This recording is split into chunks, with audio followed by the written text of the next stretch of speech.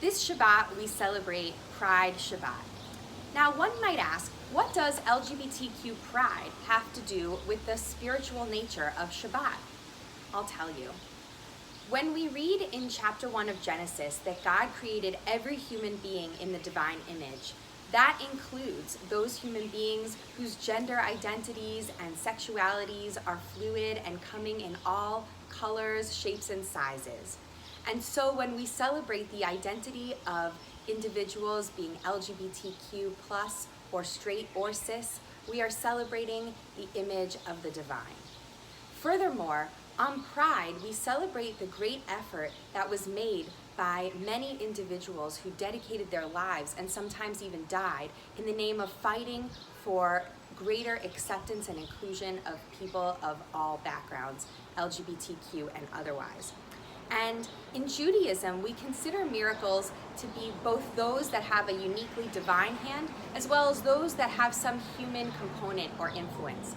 For example, on Hanukkah, we celebrate both the miracle of the oil that lasted 8 days when it wasn't expected to, which is considered a more natural or divine miracle.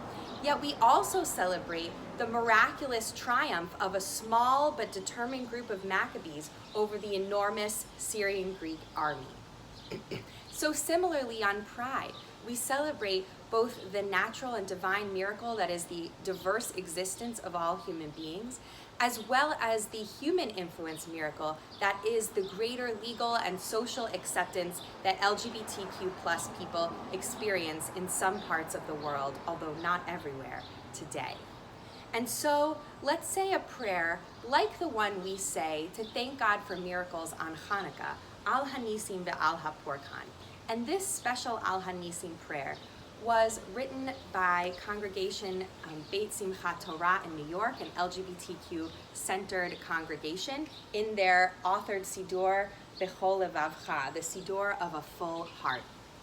And so here is their prayer. Al Hanisim ve'al Hapurkan, Al Hagvura ve'al Hatshuot.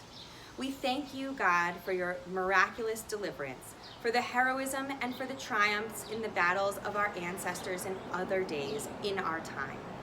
In the wake of the civil rights movement, lesbians, gay men, bisexuals, and transgender people began to organize for the dignity and justice that all of us are due as human beings on this earth.